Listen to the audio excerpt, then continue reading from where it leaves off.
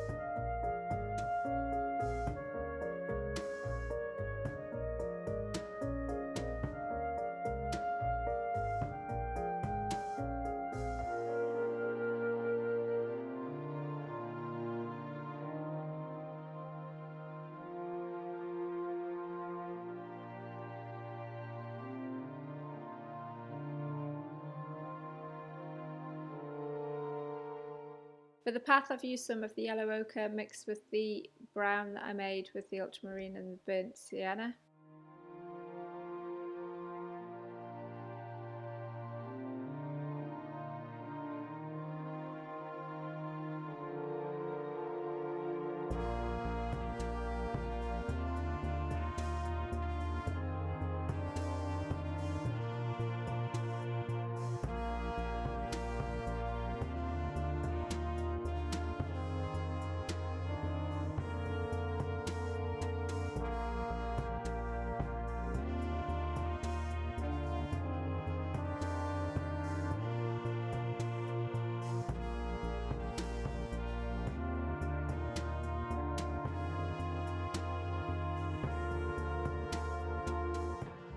And then the other colour I've used in the limited palette obviously is the green for the grass. So that is sap green.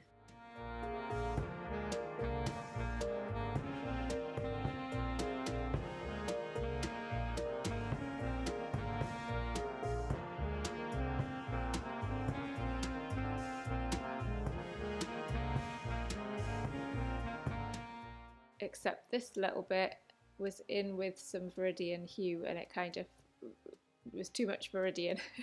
So I'm blotting it out and putting some more of the sap green on the top. That's what comes of reusing your palette with different colours on. Don't do it. Don't do like I do. Later on, the tree that's coming out of the side of the tower, from behind the tower, I use the sap green, and oh yeah, I have used some Payne's grey just to darken the green.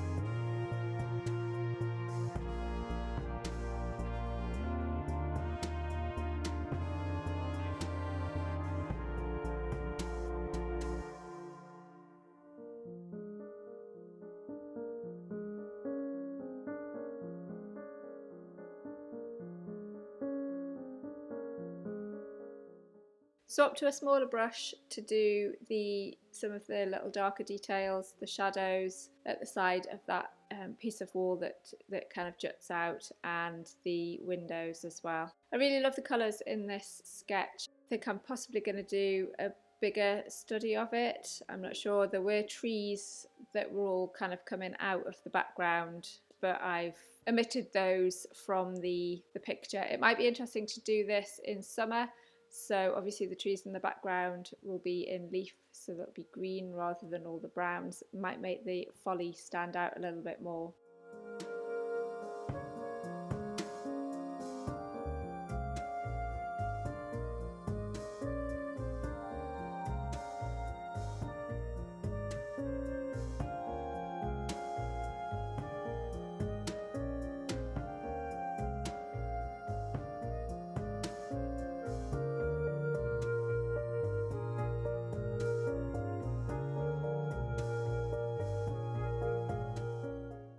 Even though it's a sketch, I think it really does come to life when you put a few more of the dark bits, the shadows, in, so it looks a bit less flat.